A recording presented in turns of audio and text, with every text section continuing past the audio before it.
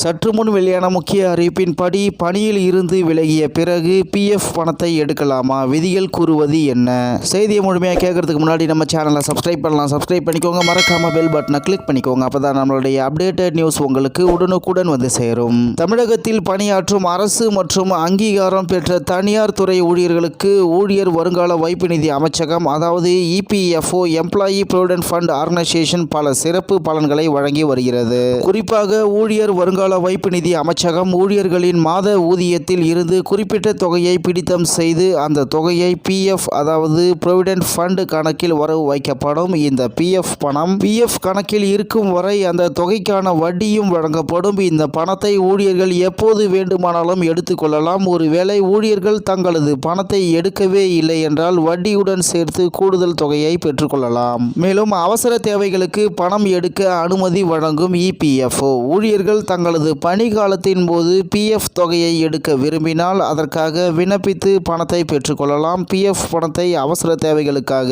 எடுத்துக்கொள்ள அனுமதி வழங்கப்படுகிறது. குறிப்பாக திருமணம், கல்வி, வீடு கட்டுதல் உள்ளிட்ட தேவைகளுக்காக பணம் எடுத்துக்கொள்ள அனுமதி வழங்கப்படுகிறது. இபிஎஃப்ஓ ஊழியர்களுக்கு இத்தகைய அனுமதிகளை கொடுத்தாலும் சிலர் பிஎஃப் பணத்தை எடுக்காமல் உள்ளனர். மேலும் திடீரென வேலை போகும் நிலையில் அல்லது ஏதேனும் அவசர தேவைகளுக்காக அவர்கள் பணத்தை எடுத்துக்கொள்கின்றனர். மேலும் பணியில் இருந்து விலகிய போதும் பிஎஃப் பணத்தை எடுக்கலாமா? விதிகள் கூறுவது என்ன?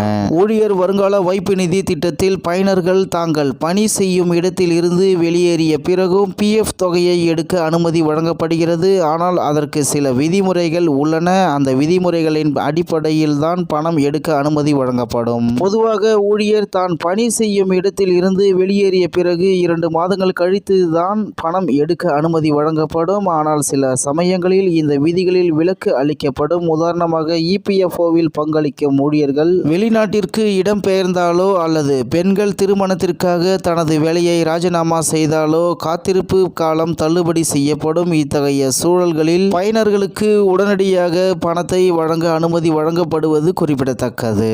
இந்நிலையில் தமிழகத்தில் பணியாற்றும் அரசு மற்றும் அங்கீகாரம் பெற்ற தனியார் துறை ஊழியர்களுக்கு ஊழியர் வருங்கால வைப்பு நிதி அமைச்சகம் பல சிறப்பு பலன்களை வழங்கி வருகிறது என்று தகவல் வெளியாகியுள்ளது என்பது குறிப்பிடத்தக்கது.